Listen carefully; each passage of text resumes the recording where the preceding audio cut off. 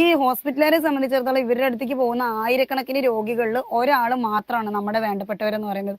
പക്ഷേ ഈ ഞങ്ങളുടെ വേണ്ടപ്പെട്ടവരെ ഞങ്ങൾ നിങ്ങളതിനെ വിശ്വസിച്ച് ഏൽപ്പിച്ചു തരുന്നത് ഞങ്ങൾക്ക് നോക്കാൻ പറ്റാത്തതുകൊണ്ട് ഞങ്ങൾ നോക്കും. അത് നമ്മൾ ഓരോ ബൈസ്റ്റാൻഡേഴ്സും നമ്മുടെ പാരൻസിനെ അല്ലെങ്കിൽ നമ്മുടെ മക്കളെയൊക്കെ ഞങ്ങൾ ഉറക്കൊഴിച്ച് നോക്കും. അവർ ഒരു തവണ പോലും അവരുടെ പ്ലാസ്റ്ററിൽ കൈ വെക്കാതെ നമ്മൾ ഊണും ഉറക്കൊഴിച്ച് അവരെ കൂടെ ഇരുന്ന് അവരെ കൈ തടഞ്ഞു വെച്ച് അവരെ സമാധാനിപ്പിച്ച് ഞങ്ങൾക്ക് നോക്കാനുള്ള കഴിവുണ്ട്.